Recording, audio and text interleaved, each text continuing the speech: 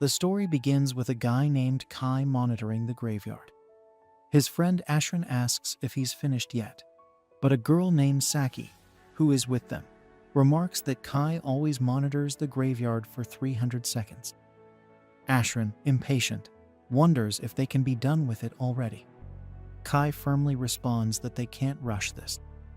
He explains that there are 5 races in their world: mythical beasts, spirits, celestials, demons, and humans. A war once erupted between these races, and they can't risk such a catastrophe happening again.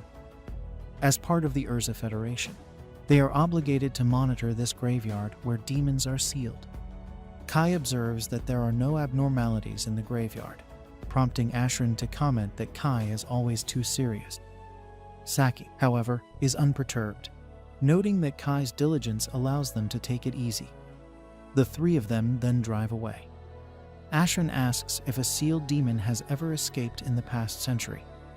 Kai reassures him that it has never happened, emphasizing their duty as part of the Humanity Aegis Agency to keep it that way. Ashran sarcastically points out that their serious supervision of this graveyard won't matter if others aren't watching the remaining 4 graveyards diligently. Kai insists that everyone is taking their responsibilities seriously, and he grimly states that a demon escape would be catastrophic. Ashran agrees, and Saki tries to lighten the mood by reminding them that the world is currently at peace. Kai acknowledges this, but remains dedicated to maintaining that peace. The scene then shifts to the city of Vishal, where Kai and Ashran are training to fight a mythical beast using a machine doll shaped like a dragon. Despite the system warning Kai that he isn't strong enough to face the monster, he persists. His attack fails to harm the beast, and it nearly defeats him until Saki halts the training session just in time. She cautions Kai not to push himself too hard or risk injury. Kai argues that training without taking risks is pointless. Saki compliments him, suggesting that if he had been born during the Great War of the 5 Races, his name might have gone down in history like their hero. They both gaze at a portrait of Sid the Prophet. Kai humbly asserts that he isn't cut out for such greatness. Saki shudders at the thought of the heroes of the other races being around today, unable to imagine a human winning against them. Kai reassures her that they have nothing to fear, as Sid the Prophet defeats all 4 heroes with the shining sword given to him by the prophetic god, Arsla Salaka. Saki expresses skepticism about the legend of Sid the Prophet, noting the lack of photos or videos compared to the heroes of the other races. Kai muses that it would indeed be great if someone like Sid existed. Saki then wakes Ashran, who was napping after his training session, and asks both of them what they plan to do about Jean's promotion celebration. Ashran suggests giving Jean a bouquet of flowers, but Saki disagrees.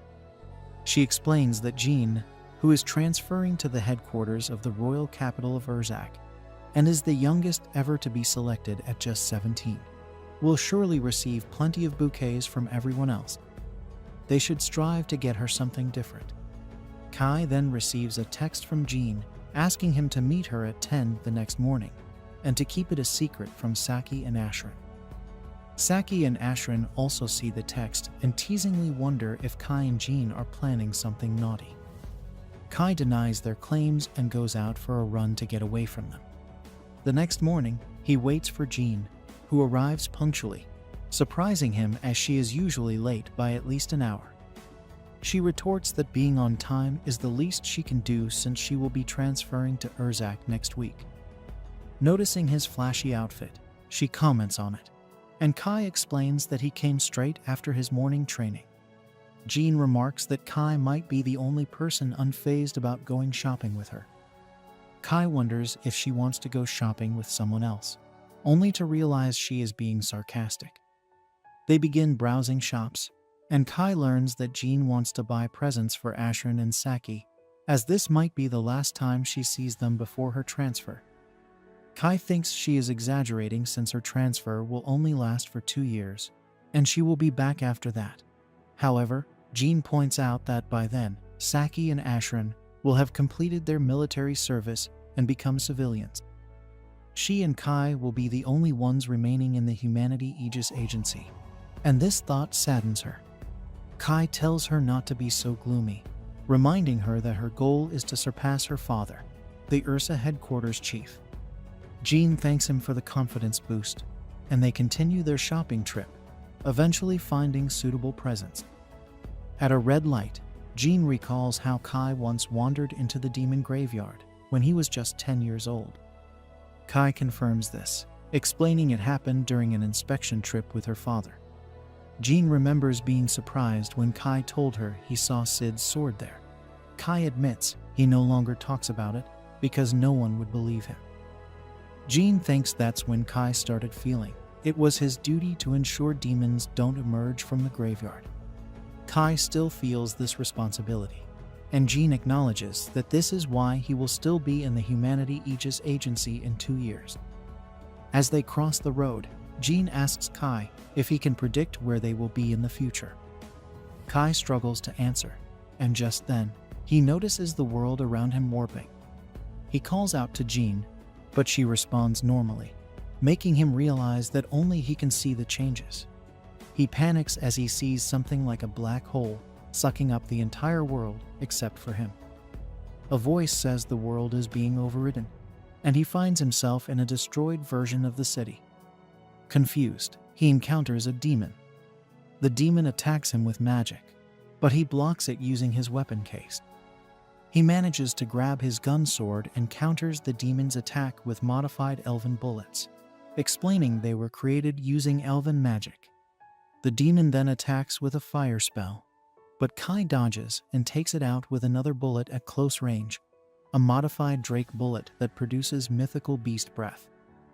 Kai realizes this is his first time fighting a demon and is relieved he can move as well as he does in training, confident he can handle demons. Another demon arrives, astonished that a human defeated a demon. Kai notices this demon is adept at speaking the human language. The demon explains that it's more effective to command their slaves using their own language. Kai is confused by this, and just as the demon tries to attack, Saki uses a flash bomb, and she and Ashran drive away after rescuing Kai. Saki reports the incident to her superiors and asks Kai where he is from. Kai is shocked to see her and notices she knows his name, but she doesn't remember him. He tries to jog her memory, but it doesn't work. He also realizes Ashran doesn't remember him. They wonder if Kai is still rattled by the demon attack. Devastated, Kai tells them they were in the same unit in the Humanity Aegis Agency, but they don't know what that is.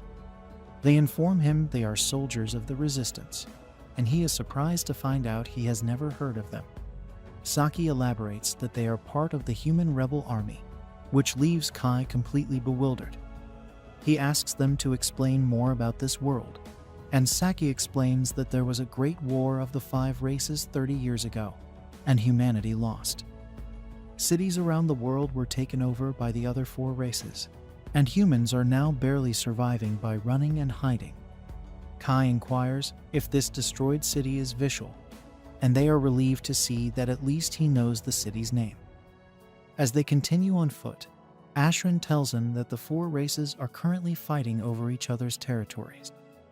The Urza Federation was taken over by demons, forcing them to abandon their cities and flee. They show Kai an underground city called Neo Vishal, explaining that they remodeled the intact underground spaces to protect humans and continue their resistance against the other races. Kai wonders why humanity lost the war in the first place, and Saki and Ashran think it's obvious. The other races are far more powerful. Each race also has a leader they refer to as heroes. When Kai asks about Sid the Prophet, they don't recognize the name. Kai tells them that Sid is supposed to be a human hero who defeated the other 4 heroes, but Ashran points out that they wouldn't be living like this if someone like that existed. They notice the arrival of the main core, which confuses Kai. Ashran explains that many human cities like Neo Vishal exist, each with a resistance garrison overseen by the main core. The commander of the resistance is a savior of the Urza Federation's people, and Kai is stunned to see that it's Jean. But in this world, Jean is a man. They report to Jean, who inquires about Kai. They explain that they secured Kai on the surface and that his memories are a bit hazy. Kai is shocked to see Jean as a man and tries to tell him about their recent shopping trip. But Jean has no idea what he's talking about. Kai is devastated that Jean doesn't remember him. When he tries to ask Jean why he is dressed as a man, this surprises Jean. Kai approaches, insisting it was her dream to surpass her father as a daughter, but a soldier from the main corps stops him. Jean and the others leave, and Saki and Ashran suggest Kai rest as he seems unwell. At night, Kai researches this world, noticing it is similar to his own, but there are no records of him or Sid the Prophet. He wonders if this is a world that lost the war because Sid didn't exist, but he notices that the graveyards are still around. The next morning, he asks Saki and Ashran about the graveyards, but they've never heard of them. Kai asks to borrow Ashran's car, and Ashran hands him the keys reflexively. Saki wonders what he's doing, but he drives to the graveyard. On the way, he notices demons closely monitoring urban areas. At the graveyard, he sees that the seal is open. He heads inside, thinking that Sid's shining sword might be there, and he finds the sword. Realizing the legends were true, he draws the sword. He then hears a voice instructing him not to relinquish the sword, called the code holder, as it is also the world coordinate key. A door opens in midair, and Kai steps through. He finds himself in a place resembling heaven and wonders where he is. He sees an altar with a chained girl on it. Unsure if she is an angel or a demon, he draws his sword. The girl, crying, asks him to release her, surprising Kai that she would seek help from a human. Considering that humans and the other races are locked in war, he is confused about what is happening. Despite the dire situation, Kai hesitates to free a demon, but he can't just abandon her either. Hoping she won't attack, he attempts to break her chains with his blade, but nothing happens. He then tries his rifle, but even a shot fails to cause any damage. Kai considers using the sword he found in the cemetery. Unintentionally, Sid's weapon manifests, clearly indicating it's the solution. With a simple strike, the chains shatter, freeing the prisoner. Rin, regaining consciousness, pulls away from Kai's lap and angrily shouts, demanding Vanessa's return and claiming she hasn't lost. Ignoring Kai, Rin asserts she won't be defeated by a mere lackey demon and attacks. Dodging the first spell, Kai sees a massive energy wave forming when the system's voice prompts him to cut off the fate of death. Using his blade, the young human slashes the spell in half, leaving Rin incredulous. Rin questions how a weak demon could destroy her attack, so Kai turns his back to show he is human, with neither wings nor a tail. Realizing her mistake, Rin apologizes for her behavior, explaining that her hatred for demons makes her impulsive. When Kai asks about her species, Rin avoids the question and asks to leave it aside. Accepting this, Kai asks where they are, but Rin herself doesn't know, having ended up there after fighting Vanessa. Alarmed, Kai confirms if she's referring to the Dark Empress and heroine of demons, as that is no ordinary opponent. Rin affirms Vanessa's capability of devastating entire demon armies, but emphasizes what she witnessed from Kai. He was about to explain the sword's role when a robotic woman announces the awakening of a singular destiny entity, posing a gigantic threat to the New World Order. The robot initiates sealing through last risers and attacks Kai and Rin with all its might. As the structure around them shatters, they try to evade, but the machine uses a portal to grab Rin, initiating Code Zero, which conjures magical orbs that injure her. Seeing this, Kai reacts, using Sid's sword to cut the metallic claw holding Rin. The machine is stunned by the forbidden sword, and while Rin sees Sid's image reflected in Kai, he teleports them both to a distant location. Safe, Rin confesses her fear with a strong hug, which Kai reciprocates. Analyzing their situation, he asks if Rin has any companions. She has none, explaining it's the first time someone has done something like this for her. Celestial spirits and beasts rejected her, and demons called her an abomination. This led her to duel their leader, Vanessa. Similarly, Kai feels isolated, as no one remembers him in this world. He believed humans won the Great War of the Five Races, but now sees his city in ruins. Rin didn't know this, noting that humans were winning after a hero's appearance before her fight with Vanessa. Kai asks if she knows Sid, but she doesn't. Still, he is content to share a story about Sid, calling Rin his companion, a term that strengthens their bond in this dark universe. As they begin their journey, Rin faints, and Kai carries her on his shoulder. They need to pass through the city, and although Rin generally distrusts humans, she trusts Kai. Later, lying in bed, Kai feels the weight of the day's events. On their way to the city, Rin panicked in the car. Although she can hide her wings, her behavior draws attention. Hearing her sing in the shower, Kai is surprised other races know how to sing. Suddenly, she runs out in a towel, alerting him that the water stopped flowing. She finds it unfair humans have hot water, while she bathed in cold rivers and lakes. Kai's bed is soft, unlike the underbrush and rocks she slept on. However, now this human city is in ruins, as Kai said. He finds it hard to believe the historical outcome of the Great War has reversed. Rin bets they will find a way out and return to their world. For now, hope is all they have. As they sleep, Rin enjoys a warm bed for the first time, while Kai tries to rest on the floor.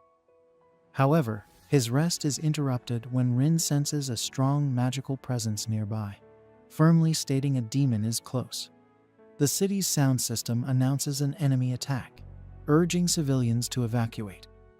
Stepping into the street, Kai laments that one of humanity's last refuges is in danger, believing his race is cornered with no savior. But after yesterday's events, he believes he might be the only person capable of wielding the forbidden sword like Sid. Armed with this trump card, he heads into battle. Meanwhile, Saki and Asheron are already on the front lines, battling fiercely. The creature's tough armor seems impenetrable. Asheron urgently asks Saki to grab the machine gun, but on her way, she is nearly killed by an enemy. Kai appears just in time to save her, striking the demon hard and advising her to use water against them. When the opponents absorb water, their stone bodies become heavy, preventing them from flying. With this tactic, it's just a matter of bombing the enemies until they turn to ashes. Rin seems about to meet her end, but Kai intervenes again, wielding Sid's sword to save her. Kai appears to be operating at a much higher level than he ever imagined, and this sudden power is what has balanced the forces between the two races so far. With Rin's assistance, they manage to defeat the last opponent. Rin's extraordinary abilities make Kai realize she could indeed face Vanessa. Despite their victory, part of the city is devastated, with structures housing the population in flames. Terrified, Saki and Asheron are amazed by Kai's feats. He reveals he came from a world where humans won this conflict, and their advanced fighting style and special ammunition played a significant role in securing that victory. Before they can question his story further, Asheron receives an urgent message from the surveillance cameras. 2 demon scouts have escaped. Without delay, he rushes to alert headquarters, fearing the worst. The demons now know the location of their refuge and will return with more forces next time. Saki asks Kai to accompany them to HQ, believing Jean could use his strength in the war. He agrees. On the way, Kai asks if the rebel army HQ of the Urza Federation is in the ruined royal capital, but Asheron explains that the demons would never suspect humans are hiding there. Saki adds that the idea came from Jean's father, the former commander who retired due to an injury 2 years ago, passing the title to his son. At headquarters, the officers are incredulous about Kai and Rin coming from an alternate world where the war was won. Jean wants to understand the connection between Kai and this world, noting how he spoke to her as if he knew her. Kai explains they were childhood friends, and Jean always aspired to be like Og and Jur. Hearing these names, Jean is shocked and ends the meeting abruptly. Later that night, Phelan knocks on Kai's door, informing him that the commander wants to see him. Upon arrival, Kai finds his friend without her male disguise. She reveals that only Phelan and a few veteran directors know she is a woman. Jean is surprised that Kai knows her father and grandfather's nicknames, Og and Jur. Despite her skepticism, she considers the possibility that Kai is telling the truth and asks for his help to contact the other 5 resistance centers to encircle the demons targeting Neo-Visual Refuge.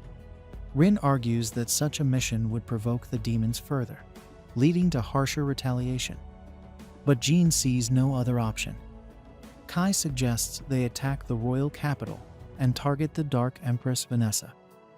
The commander thinks he is crazy, reminding him that Vanessa decimated the entire capital defense army 30 years ago. In response, Kai mentions Sid's story, who single-handedly defeated the demon heroine, and believes he can do the same. The commander, skeptical, asks why Kai is so willing to risk his life. He explains that seeing Asherin and Saki risking their lives in battle made him realize he couldn't return to his original world, knowing he left them to die in this one. Kai devises a plan based on the observation that demons are more concerned with other races than with humans. Most of their forces are stationed near the borders, leaving probably only about 10% in the royal capital. He suggests that while he fights Vanessa, the rebel army keeps these 10% occupied. Jean agrees they can hold the enemies for a while, but fears most of her troops will die before reaching the palace. Phelan then suggests they invade from underground, mentioning a subterranean railway line behind the palace that the royal family used. Surprised, Jean asks why she wasn't informed about this before.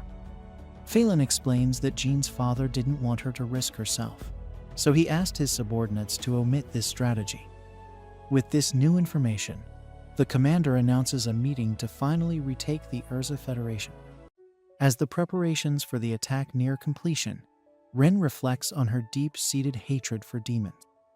She despises them for being deceitful spirits, bizarre mythical beasts, barbaric celestials, stubborn humans, and above all, weak.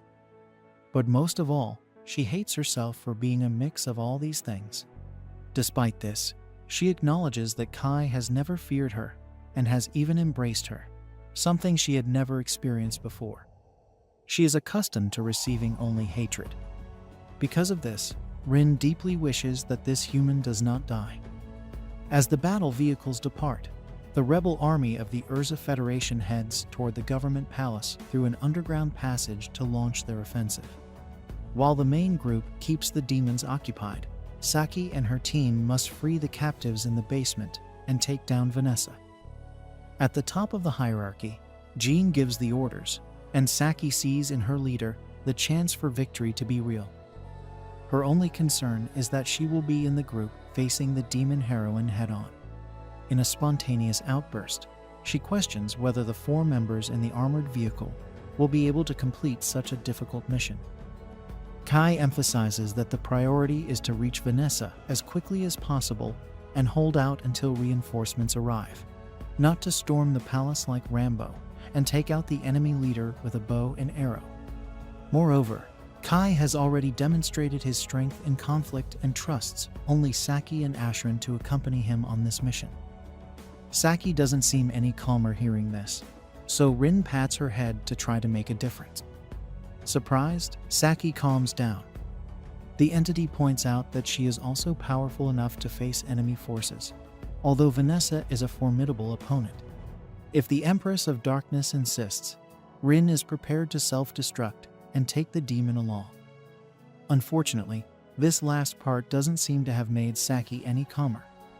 Similarly, Asherin confesses to being worried since no one knows what the palace will be like when they arrive, especially with the rebels moving with so many people, making it easier for them to be discovered by the enemies. Regarding this, Kai reminds them that demons are sensitive to magic, and that humans do not possess magical power, which could camouflage the men until they reach the target location. Ashran calms down a bit at this information and adds that all the rebels will be remembered forever because of this mission, perhaps even well rewarded. Hearing this, Kai comments that this Ashran is stronger than the one from his original world, and Ashran questions if that is some kind of compliment. Soon, upon reaching the end of the underground passage, Jean gathers all the comrades of the rebel army and thanks them for the trust placed in their leader. The commander emphasizes the bravery and loyalty of these soldiers, who are humanity's last hope, and acknowledges that many must feel insecure with a little time for preparation for this attack. However, she reminds them that the Urza Federation's resistance has been forged through years of intense battles against the domination of demons, leaving each one of them with war scars. These scars are evidence that only seasoned soldiers are on this front line, and this hardened spirit is the key to freeing humans from the clutches of darkness. With that said, the soldiers raise their weapons and let out a battle cry. After blowing up the exit of the underground passage, they reach the surface and see the government palace surrounded by demonic forces. The first act of defense is to invoke a freezing spell, but Kai knows this ability and successfully dispels it. Then he shoots the demon and gets close enough to tear its skin with his sword. Finally, a shot explodes the enemy. As soon as the first demon is taken down, more emerge to protect the palace, so the jewel of the Urza Federation fires the lightning bullet to take down several at once. In disbelief at what he saw, Ashran questions if it was Kai responsible for this massacre. Kai explains that he used anti-group ammunition produced in his world. Then the mysterious stranger asks Rin to sense Vanessa's presence. As soon as the entity points to the possible location of the Empress of Darkness, Kai announces that he will start the search from the highest floor. To avoid attracting too much attention, Jean plans to invade the palace using the emergency stairs on the south side with her team, while Group 1 will stand guard at the entrance to prevent the demons from entering the building. Group 2 will be responsible for rescuing the prisoners in the basement. During the building invasion, Phelan finds it strange that Kai claims the lightning bullet is a projectile when he didn't even pull any trigger. But the matter dies without her being able to delve into this suspicion, as the objective demands all the combatants' attention. As they climb the stairs, Rin identifies an imp, a race of small demons that summon large-scale demons. Without delay, a huge creature appears on the staircase and grabs one of the rebels, but Phelan is faster and cuts the beast's fingers. After that, she orders everyone to continue climbing, while she holds off the demon. At the palace entrance, Group 1 shoots the attackers as best they can while Group 2 reaches the prisoners in the basement. The main team continues on their way with the commander in the lead until she is hit by an electric trap that makes all the soldiers apprehensive. However, when the smoke clears, Jean proceeds unharmed and asks everyone to calm down as she is protected by elven engineering while wearing the holy light suit. Beside the leader, a huge demon approaches, so she orders Kai and his unit to go after Vanessa while she fights the opponent with her men. Known as the Knight of the Holy Light, Jean brandishes her blade before the opponent. Further ahead, Kai's group dons armbands crafted from Rin's magic, which conceal their presence. As they continue on their way, they encounter a gigantic creature that makes Saki's rifle tremble. Rin tries to calm her companion's anxiety to prevent any noise. Protected by a barrier invisible to the demon, the humans breathe a sigh of relief as the beast passes without detecting the intruders. Everyone exhales in relief and heads to one of the palace rooms where the circuit breakers are located. Ashran declares that if Kai and Rin fail to defeat Vanessa, he and Saki will cut all the lights, ensuring everyone's escape. However, shortly after Kai and Rin continue their journey, the palace alarm is triggered despite Rin's barrier still functioning, leading Kai to suspect that the building's infrared sensors are still active. They pick up the pace, encountering a demon who expresses disgust at Rin's wings, calling them a chaotic and unpleasant sight. Taking advantage of the demon's tendency to talk, Kai asks if he is the one maintaining the surveillance system. but the monster never directly answers what the human wants to know. Instead, he provokes them by saying that Vanessa is pleased with this invasion and curious to know why the humans have decided to kill themselves. Not falling for the provocation, Kai tries to use the opportunity to ask if the demon can lead them to their heroine, but the monster doesn't want to miss the chance to have fun with the humans before him. With that, the creature and his subordinates summon fireballs, prompting Rin to hurry and grab Kai, dodging the flames with her wings. After escaping the first barrage, Rin throws Kai to the ground and isolates him from the battle with an ice wall so he can continue his path toward Vanessa.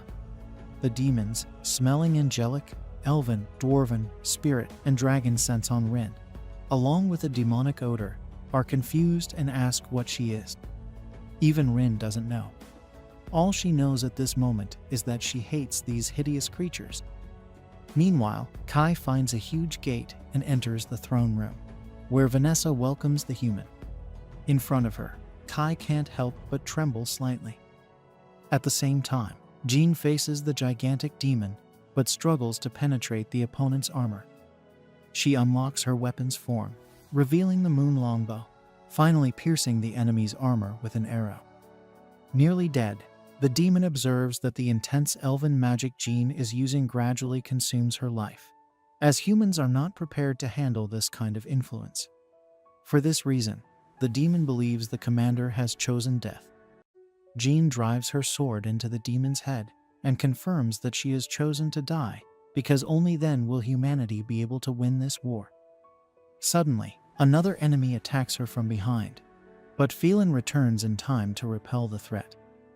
The three-headed hellhound rises again and notes that he has heard of Dragonar, a human who fights using a dragon's fang as a weapon, just like Phelan. Meanwhile, Vanessa asks if Kai is not going to put down his weapon, as many others did upon discovering that the demon leader is a succubus. That way, she could lie with him to pass the time. Kai refuses the proposal and states that the nature of the demon is madness driven by violence. Vanessa laughs and acknowledges that the boy reacted well, as many become her slaves with just a simple charm like this. She then asks if the human present is the rebel commander wearing the elven suit, but Kai claims he is just an outsider from a world where Vanessa was defeated. Though skeptical, the Empress asks who managed to bring her down in that situation. Kai says it was the humans faced with infinitely more dangerous threats. Vanessa laughs even more upon hearing that she died at the hands of a human. Then Kai explains that it wasn't just any human, but the prophet Sid. Hearing this name, Vanessa loses all her grace, as it reminds her of many unpleasant things like the code holder and the world reincarnation. She changes her stance and attacks the human with magic, but Kai breaks the spell with little difficulty, leaving Vanessa incredulous. Without giving her a chance to think, Kai counterattacks with his sword and slashes her chest, but it was just a succubus illusion. The real Empress of Darkness nearly blows him up from behind. Vanessa praises Kai's ability to dodge and his weapon, which besides nullifying magic, unleashes an attack similar to a dragon's breath. This makes her start to believe that he really came from another world. More cautious, she invokes Glory, a purgatory in the form of flames that pulverizes the wall behind Kai, but he manages to escape. Irritated, she promises to end the fight by conjuring the chaos explosion, which shatters the entire building's floor in a devastating blast, shaking every part of the structure. Sovereign in the skies, Vanessa assumes there is no being capable of escaping this attack, unless it is a hero of the 5 races. However, Kai Sakura Vento remains standing before her. Frightened, Kai imagines that Sid's sword saved him once again. Then, Rin arrives, battered and with several wounds, fearing that Kai had died. Suddenly, a portal opens in the sky, and metallic claws hold Vanessa. A metallic voice announces that it detected unexpected fluctuations in the demon heroine after Vanessa heard the word Sid. For this reason, the robot initiates an excision by Last Riser to erase Vanessa's code from the world. But the Empress of Darkness reacts with the ability to be glorious. According to the succubus, she will not be defeated by Amir Alria Hound. Taking tremendous damage, the robot retreats back to the portal, leaving Kai and Rin terrified by the strength the demon heroine demonstrated. Rin notes that Vanessa has always been strong, but the one from the other world was not as terrifying as this one. Irritated, Vanessa notices that some wounds on her body are not healing, but that doesn't change the fact that she is going to crush the two opponents before her. Rin thought the fight was a lost cause and encased herself and Vanessa in a barrier. She urged Kai to escape while she held Vanessa back, but he hesitated.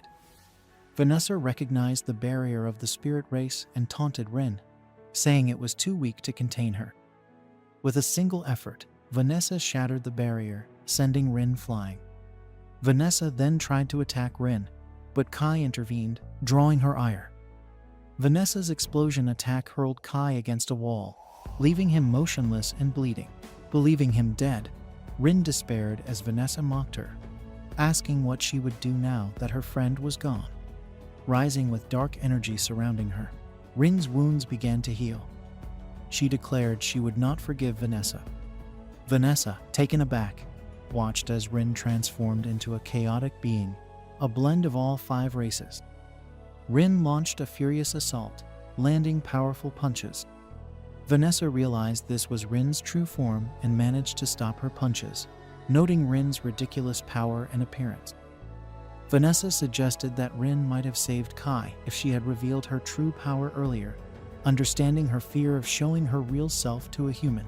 Humans, after all, feared or hated other races. Vanessa admired Rin's radiant form as a demon, but pointed out it made her less human.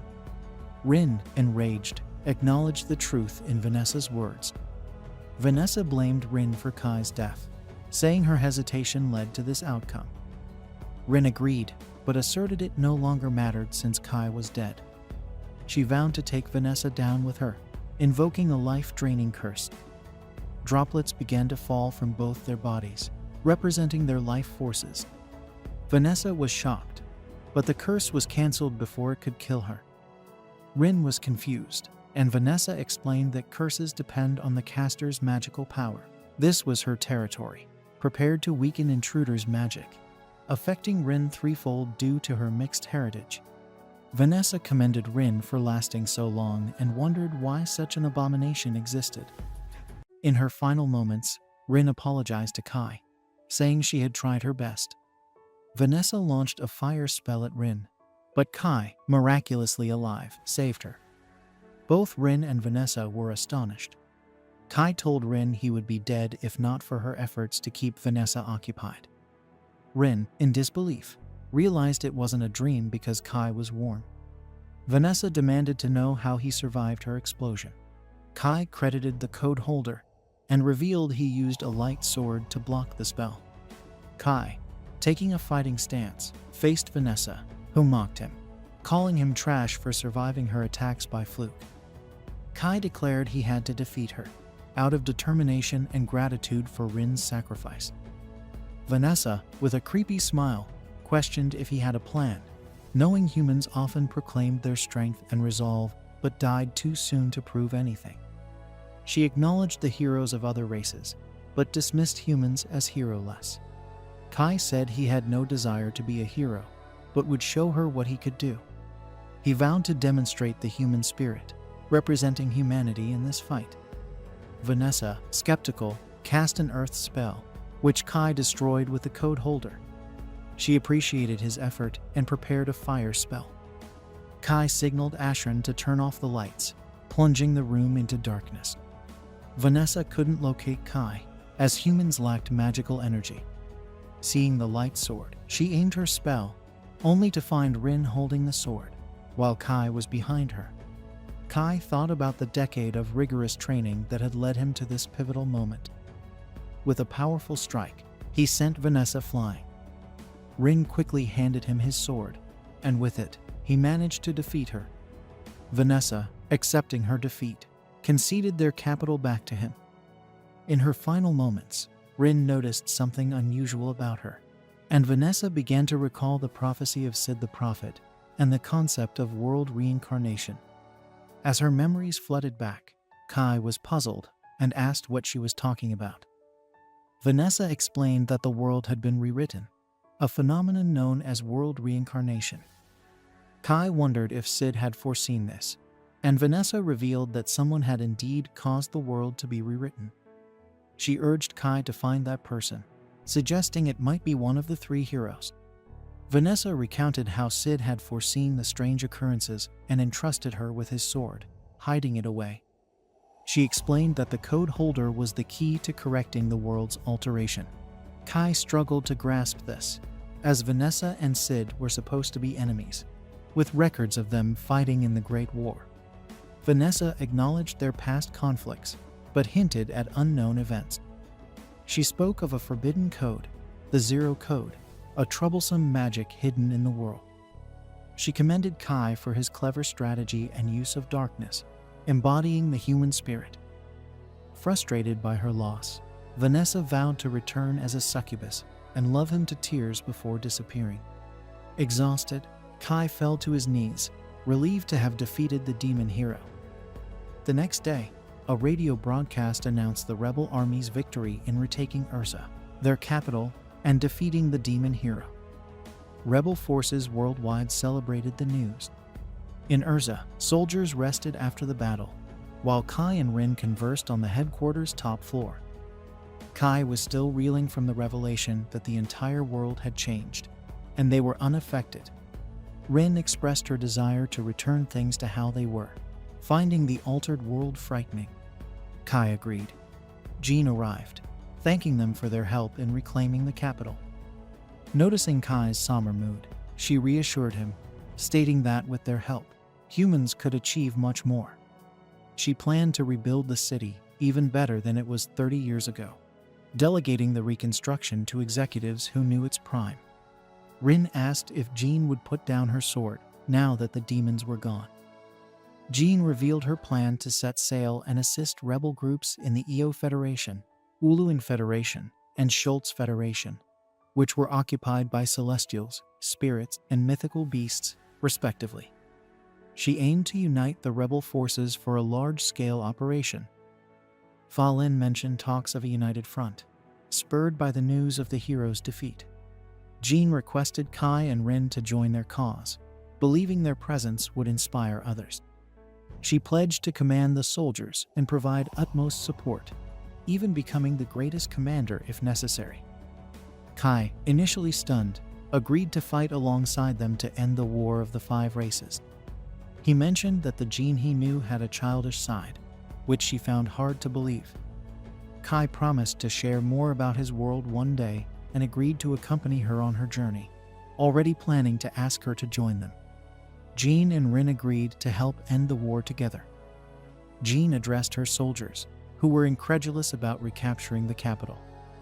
She assured them it was real and prepared for the busy days ahead, planning a strategy meeting. Kai resolved to end the war and find the person behind the world's reincarnation, determined to restore things to how they were. Rin, seeing a shadow of Sid in him, agreed. Rin dreams of the time she was fleeing from the monster we saw earlier, and we see that Sid was helping her back then, telling her something important. She then wakes up, finding herself in a car on the way to the Io Federation. Ashrin can't believe they're already on another mission after just defeating the demons. Saki explains that they can't rest because other countries are urgently requesting assistance. She mentions that Jean is their last hope, and she prays the capital will be rebuilt by the time they return. Ashrin expresses concern that the demons might recapture the capital, and Kai recalls that after the battle, when they were cleaning up, Rin detected the scent of demons. They followed the smell but found nothing in the area. Rin quickly realized it was a trap, but before they could escape, they were caught in a barrier. They were then confronted by Vanessa's sister, who attacked them. However, Kai used Code Holder to cut through her attack. She then tried to attack Kai, but Rin intervened, and Kai demanded to know her intentions. She introduced herself as Heinmerl, a succubus, and stated that she was there merely to greet them. Kai sensed that Heinmerl's power was on par with Vanessa's, and she expressed surprise that her sister had been defeated by a human. She speculated that it must have taken a series of miracles for him to succeed, and that he wouldn't have stood a chance if she had been present at the royal capital.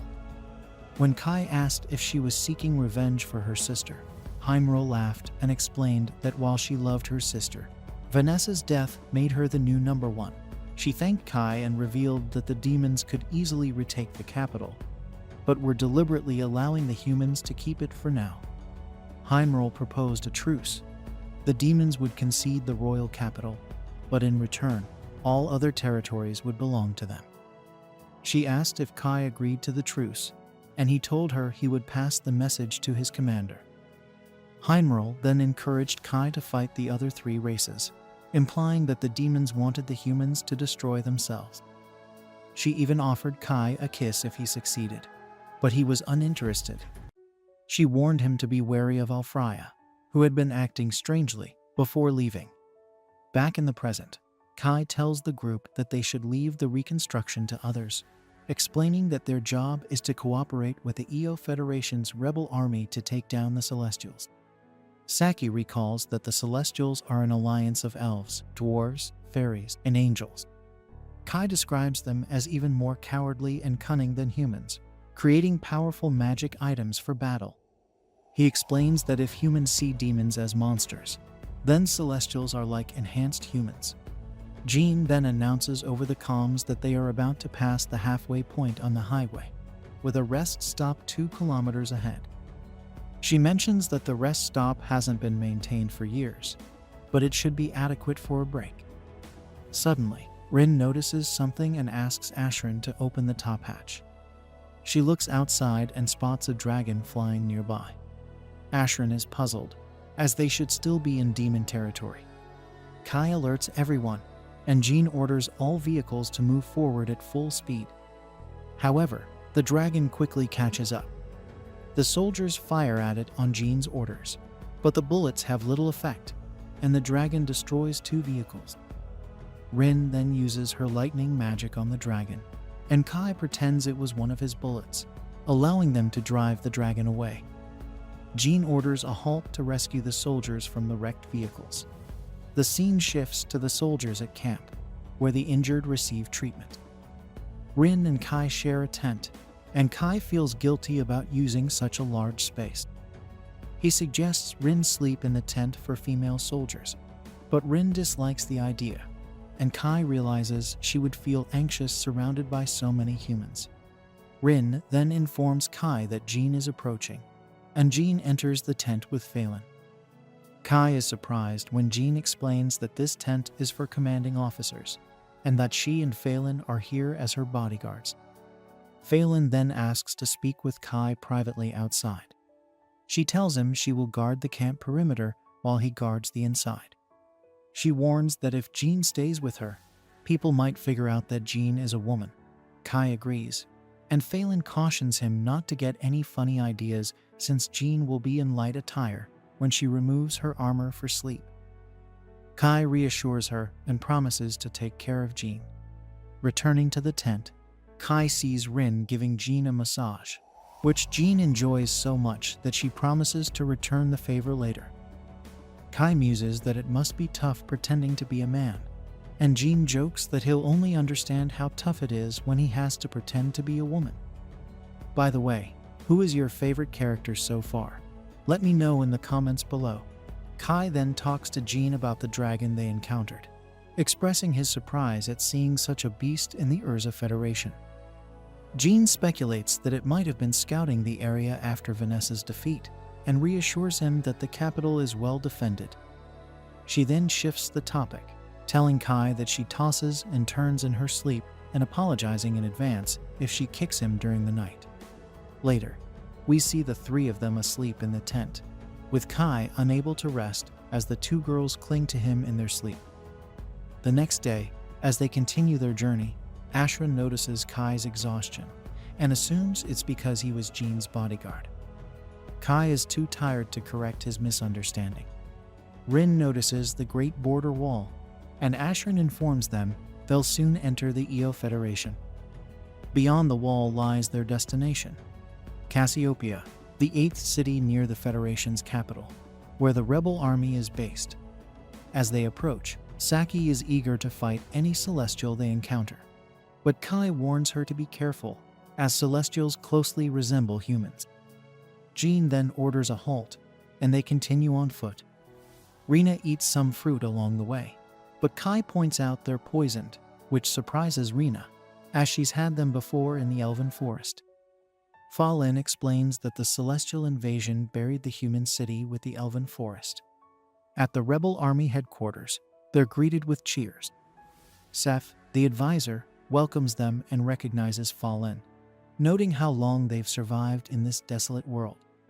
Jean requests an immediate meeting with their commander, Dante Gelfa Ligeri, a descendant of the Io Federation's royal family. He's known for being envious, suspicious, and obsessive. Fa Lin warns Jean that Dante may view her as a threat, but Seth reassures her that the soldiers appreciate her. They meet Kubari, the assistant commander, who manages communication with Dante. Rin senses something off about Kubari, but keeps it to herself. When they meet Dante, he questions Jean's late arrival, dismissing her explanation about their encounter with a dragon. Dante suspects she's after more glory following her victory at the Urza Federation. Jean clarifies she's there at the rebel army's request, and Dante admits his subordinates acted without his consent. Jean advises him to focus on earning respect from his soldiers if he wants honors. Dante is taken aback by her words.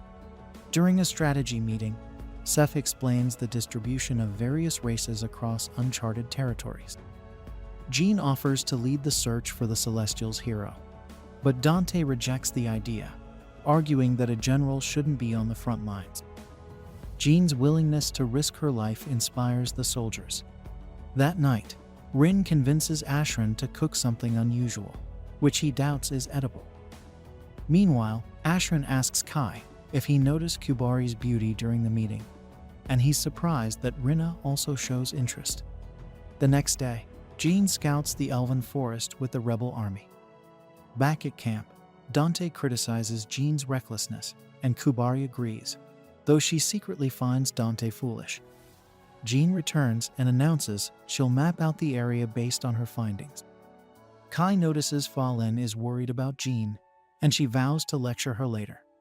In another strategy meeting, Jean explains that they've identified the elves' patrol routes and outlines their invasion strategy. The soldiers eagerly cooperate. Afterward, Rin asks Kai when they'll fight the angels and elves. He assures her they'll fight once prepared, but warns they must be cautious, as the Celestials are cunning. Rin then notices Kubari and Dante are absent, and Kai suspects they're uninterested in field command. Meanwhile, Dante, jealous of Jean's success, plots to achieve something greater. He decides to personally lead a mission to capture elves and angels, despite Sephin's concerns about the plan's feasibility. Dante orders Sephin to keep this mission secret from the Urza rebel army.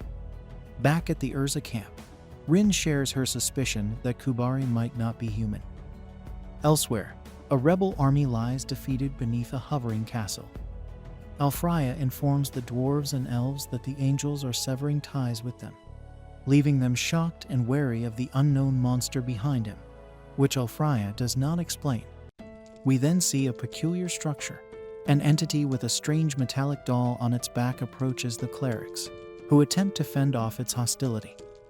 However, the Great Elder is petrified, and another mage is thrown down. Surviving the fall, the elf awakens in a cabin and hears multiple voices in her mind through telepathy. The voices express relief that Priestess Reiron has survived, but remain deeply concerned about the Great Elder. Reiron asks everyone to stay calm, promising to explain everything once she meets with the fairies and dwarves. One of the voices asks what should be done with the captured humans, but the priestess was unaware of this situation. Regarding Jean's battalion, the last contact they had was with Dante yesterday morning before communications were cut off, and no one knows his whereabouts. Kai suspects Dante is being influenced by someone, quickly pointing fingers at his assistant, Quibiri, imagining she might be an elven spy. If true, this could mean there are more enemies within Eo's army, making it crucial for Urza's unit to conduct its own investigation. Following the path, they find dozens of Eo rifles scattered on the ground, possibly indicating that Dante and his battalion fell into a trap.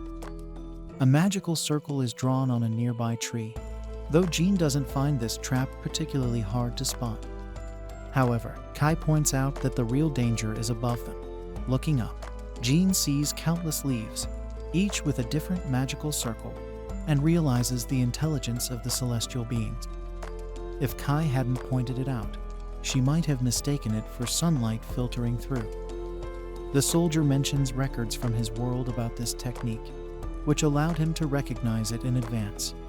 He also notes that elves use many traps and always place them close together. Additionally, Rin senses the scent of an elf nearby, prompting the group to go on high alert. Following the path indicated by Kai, the leader questions if the soldier truly knows the way. Kai explains that Rin underwent special training to sense magic, allowing her to sniff out the direction of their targets. Guided by the scent of that race, the entity leads the human soldiers to a ruined structure where the scent fades. Without warning, a magical circle on the ground activates, teleporting the team to another part of the forest. Amid the shock, Saki complains that Ashran touched her hand, but he argues that she was the one brushing up against him. Phelan orders them to stay quiet within enemy territory and remains vigilant, scanning all sides of the mysterious woods. Suddenly, a fairy appears in front of the humans, chasing a butterfly until the tiny creature crashes into Ashran's leg and falls to the ground, dazed. After recovering, she asks which forest Ashran came from, mistaking him for an elf, though she doesn't sense any magic from him. The boy explains that he and the others are humans, causing the fairy to flee in fear of being eaten. She quickly reaches a village guarded by elven archers. As the humans arrive, the elves ready their arrows, but a superior orders them to lower their weapons. The elven leader remarks that she never imagined humans could activate the portal, to which Jean replies it's a pleasure to meet Dante's assistant commander again, or rather the celestial spy. Quiberi insists on being called by her name, while Jean wants to know what happened to Dante and the others. Quiberi informs them that everyone is alive, but that they inhaled dust from a colony of paralyzing plants, rendering them immobile for several days. Jean demands the prisoners be released, but the elf imposes a condition: the humans must fight against the angels. Kai questions this, given that elves and angels are historical allies, to which Quiberi reveals they were betrayed by that race. In any case, Reiron is awaiting the visitors, so they should follow the elf into the village. When they finally meet the priestess, she notes that it's the first time humans have entered the elven village, so they might take pride in the achievement, though it doesn't mean they're welcome. Setting that aside, she expresses curiosity about whether the Holy Light Knight and his men truly defeated Vanessa, the Empress of Darkness. When Jean confirms this, Reiron mentions that the armor the human commander wears is an elven garment and wants to know how Jean acquired it. Jean responds that she found it 10 years ago along the borders of the Urza Federation, a magical item demons had stolen from the Celestials.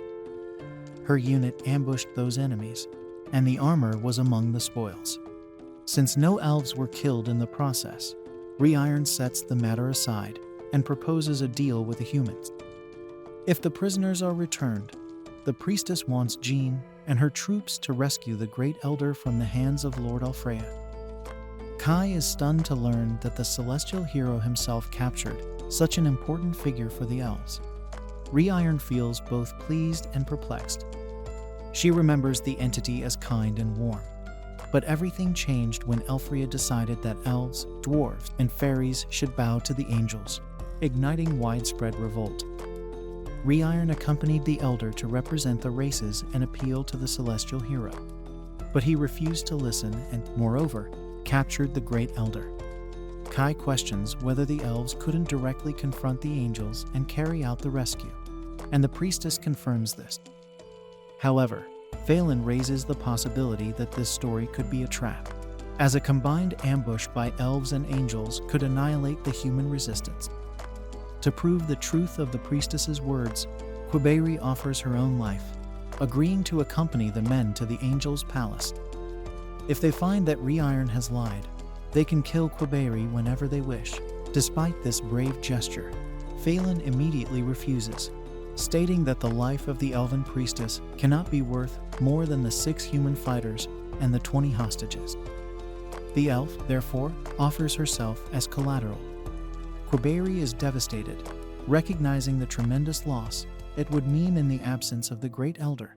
But Reiron insists, stating that this is their only chance to resolve the situation, even if it costs her life. Preventing a war between the celestial beings is crucial, so the priestess instructs the dwarves and fairies, who are lurking nearby in the forest, to return to their places and refrain from attacking just yet. Next, she calls the small fairy Silk, whom the fighters had encountered earlier. Silk casts a spell that brings enormous water lilies closer to the shore, where the humans should sit while the details are explained. As night falls, Kai watches Rin sleep at the camp they set up. Reiron doesn't understand why the humans stay awake when they should be lighting a fire, assuring them that neither she nor any elf plans to attack them while they sleep. Hearing this, Kai lowers his guard slightly. Reiron then mentions that Jean told her the boy and girl now sleeping were the ones who defeated Vanessa. She wants to know how that was possible and whether the methods used by the man would be effective. Once they reach the Palace of the Angels, there might be a confrontation with the Celestial Lord, and if no one can stop his power, everyone will die. With that, she stands up and warns Kai that if he ever runs away in fear, she won't allow him to leave the forest alive. Despite understanding the elf's stance, Kai doesn't have the answers she seeks. He asks if she knows anything about a human known as the Prophet Sid, but the priestess has no idea, which further diminishes Kai's hopes of learning the truth about this legend. He recalls Vanessa mentioning the prophet's name, something about a global reincarnation Sid predicted, and that Kai should find the one responsible for provoking this reincarnation, as it would completely change the world. As dawn breaks, the humans gather in the search unit designated to enter the Angel's Palace. Saki hopes communication with headquarters works during this mission, as the elf mentioned the palace is atop a colossal tree, and the humans can't even see the location. Reiron conjures a double trick to teleport their new allies, prompting Kai to ask if the elf is practicing this method to use against the humans. However, the cleric explains that no one fears the humans, only demons, spirits, and mythical beasts. In response to this dismissive remark, Kai notes that demons used to think the same way. He points out that the angels likely have most of their army ready at the border, so the palace might be poorly defended. As he speaks with unyielding determination, the elf acknowledges that they didn't defeat Vanessa by chance, but Kai goes further, mentioning that he knows a human who single-handedly defeated the 4 heroes of the other races. The spell activates, teleporting the group to the top of the tree, where the Angel's Palace is located. A terrible smell of fire and smoke permeates the air, and burning angels appear where the humans stand. Despite this, Reiron realizes that the victims aren't dead, but Kai believes it's time to use this massacre to their advantage, as the path ahead is clear. Guided by the priestess, they navigate through the palace's stages, something Phelan acknowledges would be impossible without her. As they progress deeper into the structure, the group is attacked by a small cutting tornado that destroys the floor beneath them. At the source of this power stands an angel who detects the stench from this place, especially from an old acquaintance of Reiron.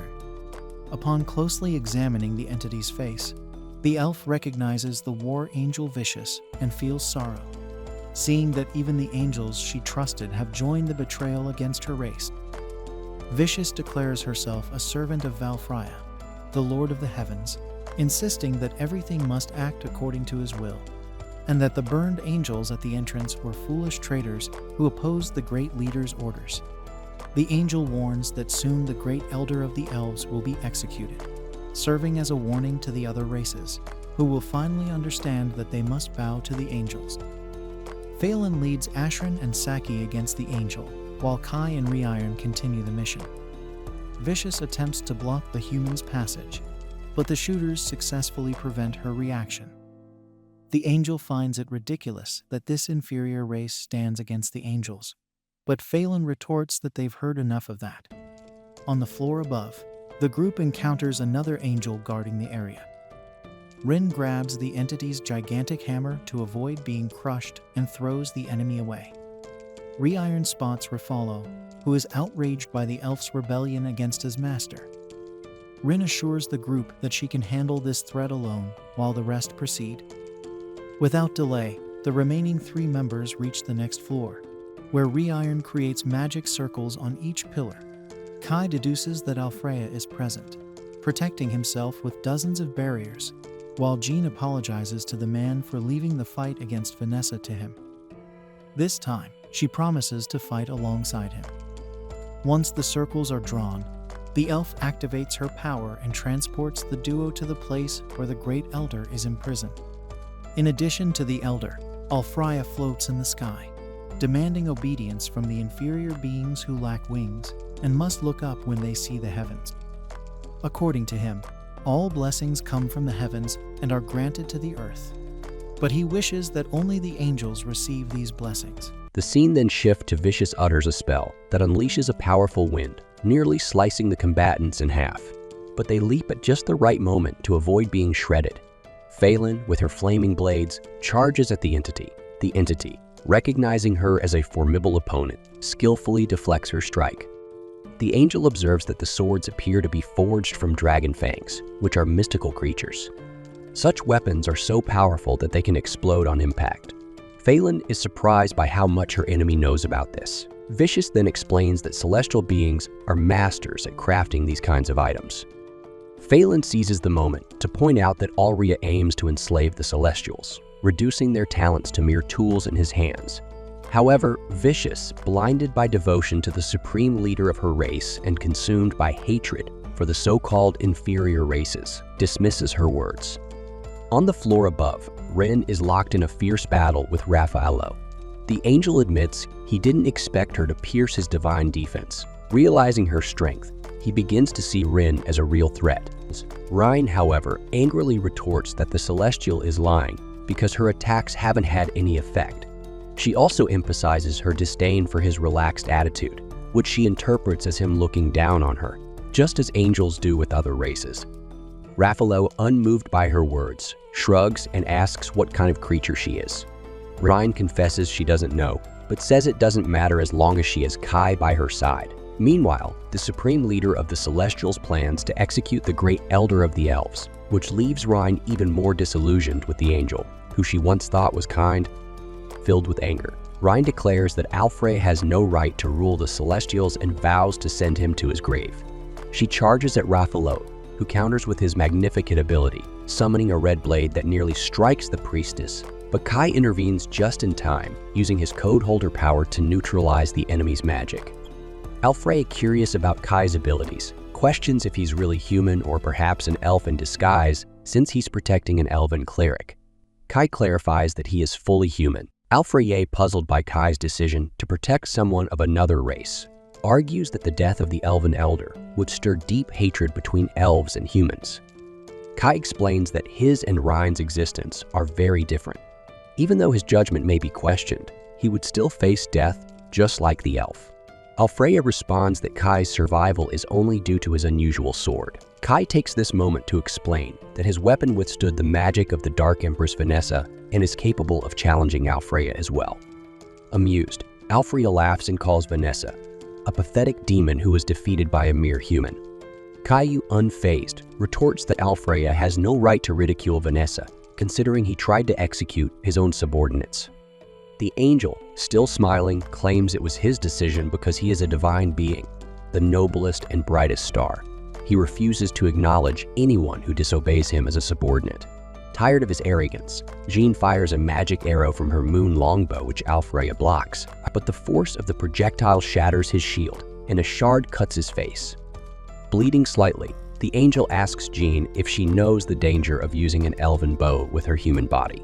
Jean, undeterred, declares that her life being drained is a small price for victory. She launches another arrow at Alfreya, who counters with a celestial ray. The arrow ricochets off his magic and hits Jean, but she is unharmed thanks to her holy light garb.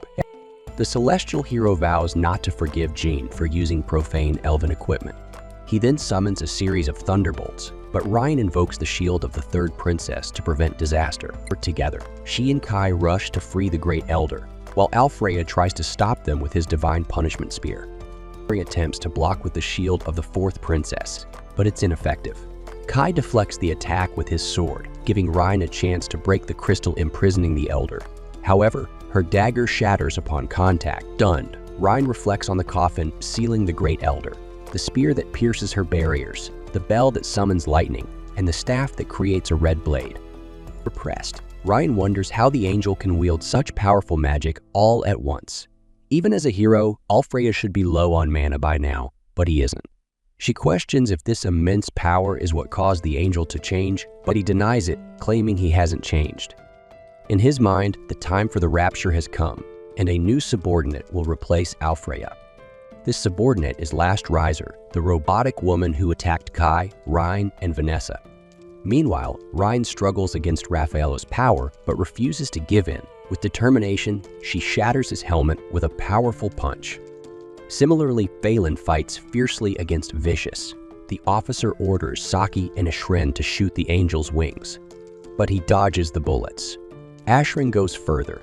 Throwing a grenade that nearly hits the target, Vicious narrowly escapes, but is left vulnerable to Phelan's charge. She finds herself face to face with the angel's wings, the source of their mana. Upon hearing Phelan's mention of this, the angel is puzzled by how a human could know such things. Phelan explains that a man from another world told her. As soon as Vicious hears this, she drops her weapon to the ground. After Ren defeats Raffaello, he backs down and tells her to move forward, suggesting her power might be what's needed to free the Great Elder. Confused, Ryan asks if he has switched sides.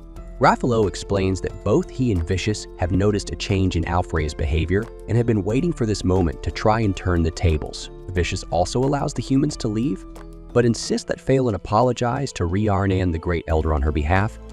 Phelan, however, is indifferent to the angel's request and says, if Vicious wants to apologize, she should do it herself and guide the humans.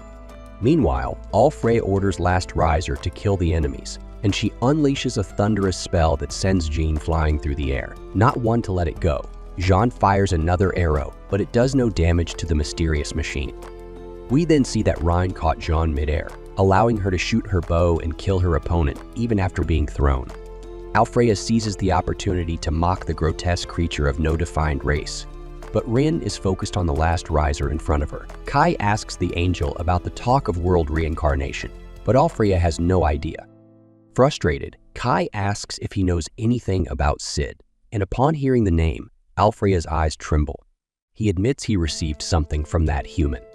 Suddenly, Last Riser surprises everyone by wrapping one of her arms around the celestial heroes, and the machine system claims to have detected unexpected fluctuations from Alfreya due to the mention of Sid. Last Riser then executes Code Zero, removing Alfreya's code from the world and initiating hero subsistence. The angel is entirely sucked into a portal, leaving everyone in disbelief at what they were witnessing. Kai recalls that the same thing almost happened to Vanessa that day, as Last Riser withdraws through another portal. After that, Alfreya reappears within a bizarre energy spiral that obscures his original features, bringing forth the angel's avatar with black wings. This makes Kai remember that world reincarnation was activated when he was taken before Jean in her original. That day, the world was rewritten, and now a hero has been replaced. With this process, Alfreya feels even more important, convinced that he is the only one who exists and that everything else must burn. As he says this, he unleashes a powerful spell against his enemies, which Ryan defends with her barrier. However, the shield cannot withstand the intense pressure and shatters, causing an explosion. The impact knocks down Rin and Riran, while Kai falls to his knees, using his sword for support. The priestess observes that Alfreya used magic without channeling it through his items. Alfreya explains that this is a work of the heavens meant to admire his power. Ryan tries to snap the angel out of it, saying he's delirious and consuming his life in the process. She reminds him that Celestials take pride in the items they use for spellcasting, but this angel takes pleasure in casting magic with his hands. Ignoring tradition, irritated, Alfreya attacks again. So Ryan aligns all the Guardian Princesses to summon the 6th princess, a 6-layered magical barrier. After breaking through the first 2, Alfreya's spell stops at the 3rd shield. The elf points out that no matter how strong Alfreya is, no attack can penetrate the 7 Guardian Princesses. However, Alfreya proves her wrong by using the divine gift of the Sword King, a blade that easily surpasses the enemy's shields and strikes Ryan. Kai steps in to block the attack, reminding the elf that she believes in the return of the true Alfreya.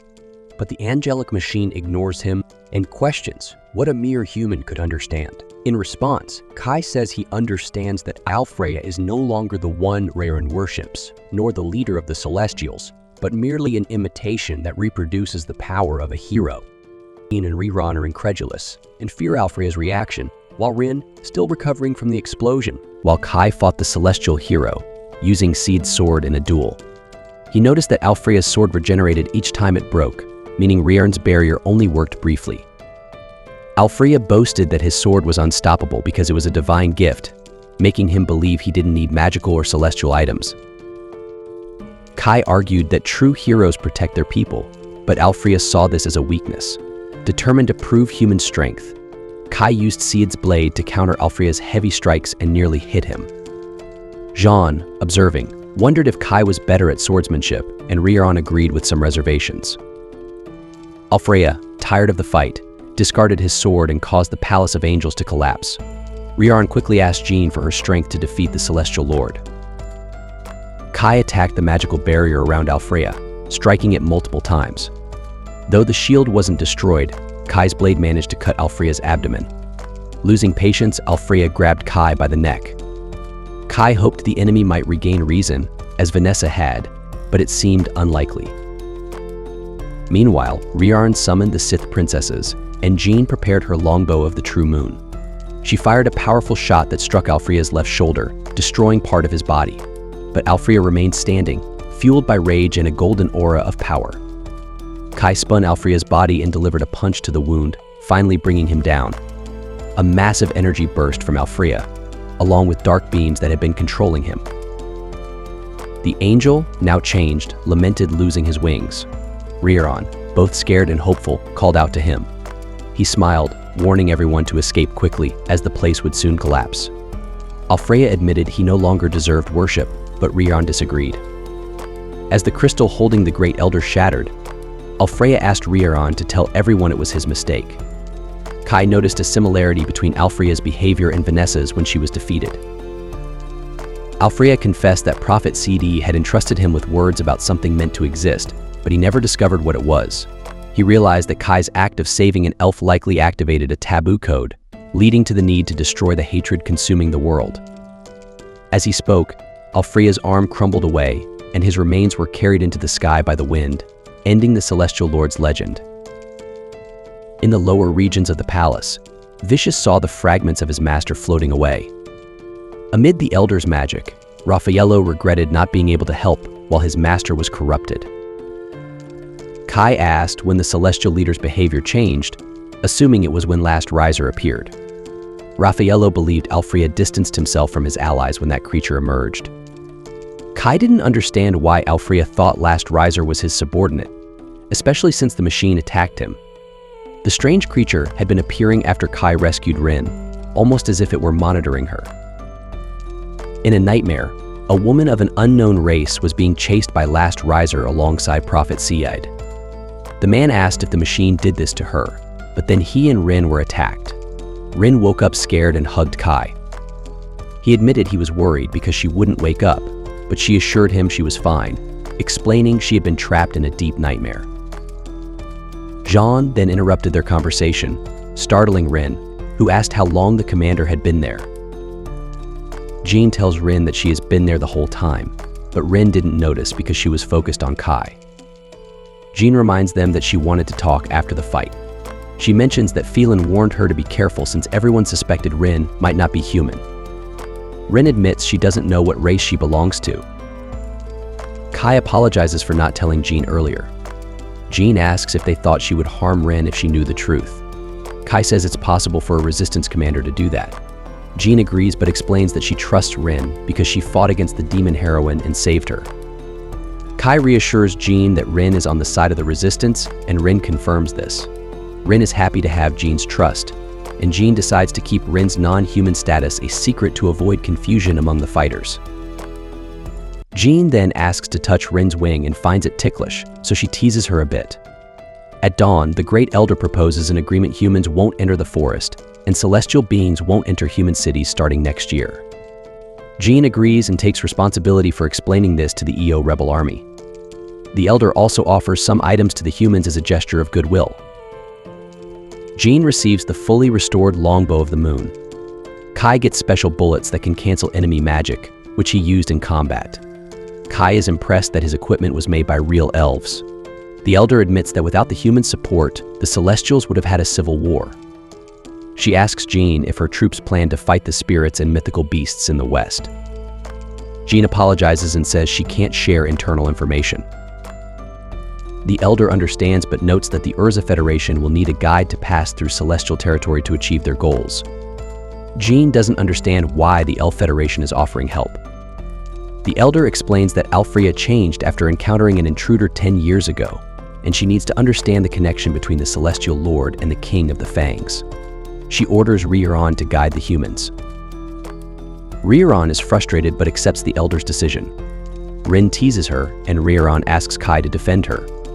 Kai says he's happy she was chosen to accompany the troops, which embarrasses Rioran. After the meeting, Jean asks Zephyr Backenhain to inform the EO army about the truce with the Celestials. She thanks Dante for his support and the provisions for the expedition, but Dante dismisses it, saying cooperation between the Yura and EO armies has failed. Zephyr is confused, but Dante explains that while defeating the Celestial leader may seem like a victory, humans are still seen as a threat. With the demons and Celestials defeated, spirits and mythical beasts may become more hostile, so cooperation between all rebel armies is crucial. Joshua, the commander of the Yulan rebel army, fights against the southern spirits. He is known as Bahamung the Lion King, an old acquaintance of Jean and a veteran hero. Jean says she owes a debt to him, and Dante assumes Bahamung is trustworthy, unlike himself.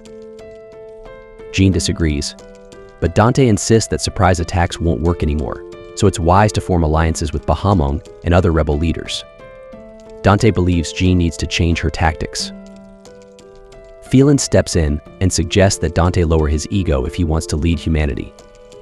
Dante responds that he would rather leave that responsibility to Jean. Since she doesn't want to lead humanity, he demands that the Urza Federation withdraw before the spirits and mythical beasts arrive. Meanwhile, the King of the Fangs and Rikijin Kyoko discuss the defeat of Vanessa and Alfrea. Wrath believes Vanessa fell because she accepted the superficial power of Last Riser, and now only the two of them remain of the four heroes. Rikijin accuses the king of lying but acknowledges that she understands the situation and that the race of spirits will vanish by the end of the day. Kyoko tries to flee, but Rathi chases her down, knocking her to the ground. Rathi kicks at her, but Kyoko defends herself by splitting into several parts, surrounding Rathi with her liquid form. Kyoko manages to grab hold of her and drags her across the ground, injuring her in the process. In response, Rathi summons a Last Riser which grabs Kyoko and begins to crush her. Kyoko transforms into her liquid form again, narrowly escaping destruction. Meanwhile, we shift to Kai and his friends driving through the Elven Forest. Raren explains to Kai that the road they're on is used by the Okaricha Chapuran giant hedgehogs about 10 meters wide. Though they rarely appear, if they do, they can roll over and crush a car to pieces. Saki and Ashran express concern about what would happen if one appeared, and Raren nonchalantly replies that they'd simply be crushed. Despite this, Raren assures them that this is the fastest route if they plan to head south. Rin still isn't comfortable with Raren accompanying them and feels jealous that Raren is sitting next to Kai. Raren points out that she's giving directions, which is why she's in the front. It's revealed that they've introduced Raren to the rest of the army as a professor from the Io Federation. Saki worries that the others will notice she's an elf, with her ears being a dead giveaway. However, Raren explains that her garment has cognitive ambition magic embedded in it, so those unaware of her identity will simply see her as an ordinary human. Raren cheekily mentions that this just shows she's more skilled than Rin, which only fuels Rin's irritation. The two start bickering, leaving Kai to wish they would just sit quietly. Jean then contacts them via radio, asking if there are any abnormalities. Kai assures her everything is fine, and Jean inquires how much farther it is to the Yuluan Federation. Rarin estimates they'll reach it in 3 days and 3 nights if they maintain their current pace. Jean is relieved that they are on schedule and asks if there are any suitable places to set up camp. Rarin mentions a spot with numerous hot springs that they'll reach in about half a day if they stick to this path. Jean decides to head there, and Fa Lin points out a part of the path that appears to have been eroded. Jean suspects the damage was caused by a mythical beast, but is puzzled why such a creature would be in celestial territory. She speculates that, like the dragon they encountered earlier, the mythical beasts might be crossing borders and invading other lands. We then return to Reithi, who is destroying the splattered remains of Kyoko. However, she realizes that not all of Kyoko's pieces are present and wonders if Kyoko managed to escape with just her core. Given Kyoko's status as the hero of the spirits, Reithi thinks it's possible. She suspects where Kyoko might be heading but finds it strange, as even a spirit shouldn't be able to locate that place. Still, Reithi is confident she'll get another chance to deal with Kyoko in the future and grows excited, curious to see what path those Usukai Yos, the taboo code, will choose.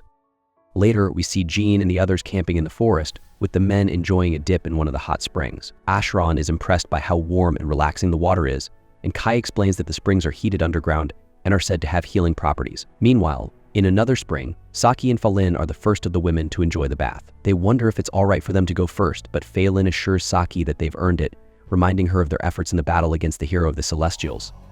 Elsewhere, Kai keeps watch outside Jean's camp. Ashran remarks that it must be tough being Jean's bodyguard, and Kai agrees, though he knows he's the only one suited for the job. It's crucial that no one discovers Jean's secret that she's actually a girl. Kai hopes the 3 women are all right in the bath, and we soon see Jean bathing with Rarin and Rin. Rarin comments on how well Jean's wounds are healing and assures her she'll recover fully soon. Jean thanks her for the healing, and Rarin notices that Rin's wounds have also healed. Rarin teases Rin, remarking that her body is as provocative as a succubus's, while Rin defensively counters that she's not obscene. It's Rarin who's too flat. Rarin proudly declares that elves are perfectly proportioned with no excess, which leads the two to bicker again. Jean steps in, asking them to listen as she shares a conversation she had with Kai. In that conversation, Jean had asked Kai about world reincarnation and code holder, but Kai admitted he didn't know much about them. Jean noted that at least they were certain Kai's weapon wasn't of human origin, and that it might be dangerous to keep using it. Despite this, she acknowledged that she wasn't one to talk, as she uses similar weapons. Kai had warned her that sacrificing her life energy to wield elven magic items was reckless, but Jean, being stubborn, hadn't listened. Kai told her she'd always been like this. Jean then confessed that it didn't matter to her whether Kai was from another world or not. All that mattered was whether he was useful in battle. Kai thought this was a natural stance for a rebel army commander. She pointed out that their priority now was figuring out how to handle the monster. She remembered that the last riser appeared when Kai fought Vanessa, and had also dealt a fatal blow to Alfrea. Kai confirmed this and mentioned that there was no record of such a monster in his previous world. He speculated that the last riser might be monitoring the heroes, and its switch from monitoring to attack mode could be triggered by the name Sid, which refers to the human hero who doesn't exist in this world. Jean wondered about the last riser's connection to the remaining heroes, a thought that also crossed Kai's mind. Jean remarked that, for now, their only option was to continue confronting these forces and bring an end to the Great War among the 5 races. In the present, Rarin acknowledged that they still knew very little about the monster that transformed Elfrey. Jean advised that they must remain vigilant for the last riser while battling any hero from now on. Rin then admitted she was terrified of the creature. She explained that her legs go weak, and she becomes paralyzed with fear when she sees it. Jean apologized for scaring her, but Rin assured her it was fine. Just then, a loud noise erupted, and they realized the soldiers outside were under attack by a mythical beast. Despite firing their guns, the soldiers were unable to stop it. Kai arrived at the scene and identified the creature as a behemoth. He charged forward and fired a bullet, but it barely had an effect. Falin soon joined him, and together they attacked the beast, but it quickly shook them off. Phelan used a flash bomb, allowing the soldiers to retreat temporarily. As they regrouped, Kai was surprised that the modified Drake bullet had no impact on the monster. He wondered if this behemoth was stronger than the mythical beasts he was familiar with. Jean then ordered some of the forces to rescue the injured and directed others to set up a relief base. Phelan informed Jean that the behemoth was likely the same creature that left the marks they had seen earlier in the forest. Rurin was shocked that a mythical beast had ventured into celestial territory, and Jean suspected it might be on a reconnaissance mission. Kai remarked that they would need something stronger than a cannon to defeat a beast of this size. Falin responded that the largest weapon they had was an auto-cannon, and they weren't prepared for a battle against such a creature. Falin suggested buying time, urging Jean to retreat with the soldiers. Jean refused and asked Kai how they could defeat the beast. She stressed that they couldn't afford to be overpowered by an enemy like this if they hoped to face spirits and mythical beasts later on. Kai agreed and pointed out that the beast's weak spot was the atrophied magic organ on its head. Jean wondered how they could target that organ, speculating that they might have something useful in celestial territory. She asked Raren about this, and soon Fallon and a group of soldiers attempted to distract the behemoth by attacking from behind, leading it away from the camp. Kai used mushroom fog spores to blind the beast, and Raren explained that this would impair its sight and sense of smell for a while. Rin then struck the creature with her lightning magic, while Kai attacked with his gun sword. The behemoth retaliated, targeting Raren, but Kai protected her. They successfully led the beast into a trap, and Raren activated a magic circle, teleporting the creature elsewhere. Raren was relieved their plan worked, explaining that the beast was likely being incinerated by the magma-like heat of the Purgatory Flower Garden. Jean noticed Rin crying over Kai's wound, which he had sustained while protecting her. Kai reassured Rin that the beast may have sensed her because of her magic, and she felt guilty for putting him in danger. She hated seeing him hurt. Kai, however, was just glad that Rin was safe. Jean and Raren soon approached to check on him, and Raren treated his injury, stopping the bleeding and bandaging the wound. Later, we see Kai resting at the camp, with Rin asleep beside him. Jean and Raren were also resting in the same tent. While asleep, Kai dreamt of a place in celestial territory. A voice called out to him, telling him that he was the child loved by fate and beckoning him to come to this location. When they all awoke, it became clear that everyone had shared the same dream. Kai thought the voice sounded familiar, and Raren, unaware of what had happened, asked what was going on. The next morning, as the group prepared to leave, Ashran informed Saki that their departure time had changed. Saki wondered if this meant she could take another dip in the hot springs, and Ashran teased her, asking if she was getting addicted to them. Meanwhile, Kai, Jean, Raren, and Rin headed toward the place they had seen in their dream. Raren said she didn't mind leading them to the structure they described, but she noted that there was nothing significant at that location, just a few statues inside. Kai was surprised that she had been there before, and she explained that when she first saw the structure, she thought humans made the silliest things. Jean was shocked that humans had built something in such a remote place, and Raren confirmed that since it wasn't of celestial origin, it must have been made by humans. Kai speculated that it might be a megalith, explaining that megaliths were spiritual ruins of unknown origin, with no explanation for their creation. He mentioned that there were several such structures in his world, and Rin had been to one before, though she couldn't remember visiting this place. Kai then pointed out that in his world's history, there were special buildings used to seal away the 4 races, and in this world, one of these structures had hidden the code holder. As they arrived at the mysterious building, the voice from their dream invited them inside, telling them they had finally reached the center of the world. Raren, unable to hear the voice, asks what's going on, and Kai is surprised that she didn't hear anything. Rinny, sensing the voice came from inside, heads into the building, and Kai asks Raren to stand guard outside for a while as the others follow Rin in. Once inside, Kai notices that the structure resembles a graveyard, and Rinny detects a powerful energy, much like magic. She remarks that the energy feels similar to hers. As they cross the hallway, they enter a large room where a statue stands before them. Jean wonders if this is the statue Raren mentioned. Looking at it, she speculates it might be an ancient temple. Kai, unsure, feels like he's seen the statue somewhere before. Suddenly, they hear the voice again, saying it is pleased to meet the children blessed by fate. They wonder where the voice is coming from. It reveals itself as the statue, telling them they don't need to be afraid, as it is currently powerless. Jean asks who it is. The statue explains that it comes from the world where the War of the 5 Races ended and has been waiting for someone to take Sid's place in this new world. Kai is surprised that it knows Sid, but the statue responds that it knows Sid even better than Kai does. Puzzled, Kai is asked to take a closer look, and as he does, he realizes that the statue resembles the figure seen in a portrait with Sid. He recognizes it as the prophetic god. The statue confirms his realization, stating that the humans called her Arsla Salaka, a praying god who could foresee the future. Jean asks what this means, and Kai explains that he had earlier told her about Side, the one who defeated the 4 heroes and ended the War of the 5 Races. Sid had received a prophecy, which was why he was called a prophet. Arsla Salaka was the god who gave him that prophecy and the shining sword. Even Kai finds it hard to believe. He knew Sid existed, but he thought the prophetic god was merely a myth. Arsla says that humans have worshipped her for ages, And during the war between the 5 races, she had the code holder created to protect humanity. Kai then recalls the voice he heard when he first pulled out the code holder, realizing it was Arsla all along. She's pleased he remembers, and happy that in a world without side, it's Kai who holds the code holder. Jean asks Arsla what she wants from them, and Arsla responds that she has a prophecy for them. She explains that this is all she can offer them now, as she used all her power to create the code holder, which is why she couldn't stop the world reincarnation.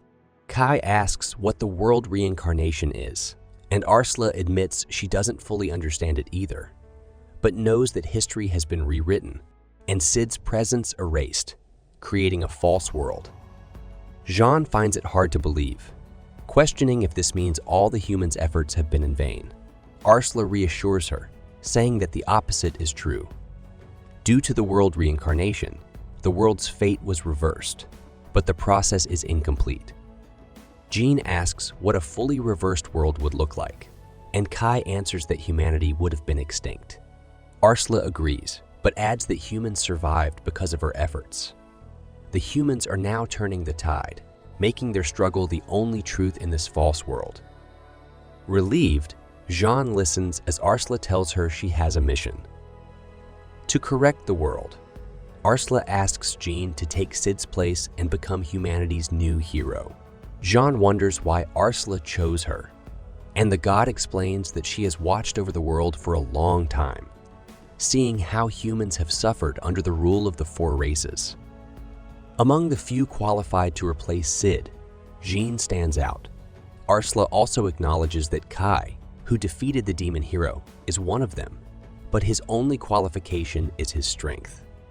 Arsla reveals that Kai wasn't even supposed to be in this world, which is why Jean is the best fit. Jean asks what her next step is, and Arsla tells her nothing has changed. She must continue leading her subordinates in battle. She must defeat the heroes of the 4 races and the last riser, and only then will the world be restored. Kai asks if Arsla knows what the last riser is, but Arsla admits she doesn't, as this strange creature didn't exist in the original history. Jean then asks what will happen once they defeat the heroes and the last riser. Arsla explains that it depends on how much the world has been affected by the world reincarnation. No one can predict whether the world will return to its original state or continue in its current form after the humans' victory. For now, Arsla tells them to focus on winning the war. She expresses high expectations for both Kai and Rini, and urges them to go forth and become humanity's new heroes. As they leave, Kai asks Rini if something is bothering her. Rini replies that while she couldn't tell if the voice was dangerous, it gave her both comfort and unease. Kai assures her that since Arsla created the code holder, she is not humanity's enemy. Once outside, Rarin asks why they took so long. They apologize, explaining that they only found a strange stone statue. As they walk on, Rarin spots a winter sage fruit tree and asks Rini to collect some, as the fruit is known for its healing properties. Finally, Kai encourages Jean not to worry too much about her new title, promising to stay by her side until the end. He reassures her that they will end the war of the 5 races, and Jean agrees, realizing that the prophecy doesn't matter. They have to keep fighting. Upon hearing this, Kai remarks that Jean is the same in this world as she was in his old one. Jean, still struggling to believe that another world exists besides this one, asks him about their relationship in that world. Kai explains that they were colleagues and childhood friends. Curious, Jean asks if he would like to be friends with her in this world as well. Kai agrees, though he doesn't think it will change much between them. Jean notices that Kai seems to be the only one unfazed by the idea of being friends with her. Just then, Rarin and Rini return with the fruits they had gathered. Later, as they travel by car, Rarin makes juice for Kai from the fruits. Rin, concerned by the foul smell, warns Kai not to drink it, fearing it might be dangerous. Rarin assures them that it's safe, even drinking some to prove her point. only to spit it out immediately due to the awful taste. Raren comments that the worse something tastes, the better its healing properties, and serves some to Kai. Despite Rennie's advice, Kai drinks it, and Jean announces that they'll soon be crossing into the Yuluan Federation. She advises everyone to stay alert while Saki checks outside for signs of the enemy. Saki notices a strange triangular building, and from her description, Kai deduces it must be one of the graveyards. They stop to investigate, and Jean recalls that, in Kai's world, these were the buildings where the four races were imprisoned. Kai believes this is the graveyard where the spirit race was sealed, and Rennie suddenly alerts them that they are surrounded. Slimy creatures begin descending from the sky, and everyone prepares for battle. They fire at the slimy spirits, but the bullets have little effect. Jean orders a retreat into the vehicles, but Fei Lin continues fighting. With Kai supporting her, he tells her that the only way to defeat spirits is to burn their bodies, but they lack the necessary weapons. Just then, soldiers from the Yuluan Federation arrive, armed with incinerators, and they burn the spirits. As the remaining spirits combine into one, the Resistance Army's leader destroys it and asks if the Erda rebel army is all right. The leader, Bio Meng, greets Fei Lin, saying it's been a long time since they last met. He also greets Jean, who thanks him for the rescue. Bio Meng praises their efforts against the spirits, but as Fei Lin tries to leave, he stops her, reminding her he isn't finished talking. Knowing his habit of long-winded conversations, Fei Lin's response causes the Yuluan soldiers to laugh. Suddenly, Rennie warns that the spirits are still nearby, and they encase the group in a barrier made of their own bodies. The soldiers fire at it, but their attacks are ineffective. Kai tries firing one of his special bullets, but it's no use. Ryren mentions that they don't know how elven magic affects spirits, so she can't cast any spells yet. This gives Kai an idea. He tells Jean that he will clear a path and asks her to lead everyone through it in one go. They all get back into the cars, and Kai shoots the spirit barrier through the sunroof, creating an opening. It turns out he used the powerful bullets given to him by the dwarves, and he's amazed by their strength. Bio Meng, impressed, comments that Jean has an excellent subordinate, but Jean corrects him, saying Kai is her friend, not a subordinate. John then suggests they proceed with their strategy meeting, and Bio Meng agrees, though he asks to make a stop first. They head to a lake, where Bio Meng explains that they originally came to investigate this area, known as the Grand Arc Plains, which didn't have a lake before. Rennie interrupts, revealing that it's not a lake at all. It's a spirit. As the spirit stirs, it reveals itself to be Rikyu Jin Kyoko, the hero of the spirits, who declares that they are in her way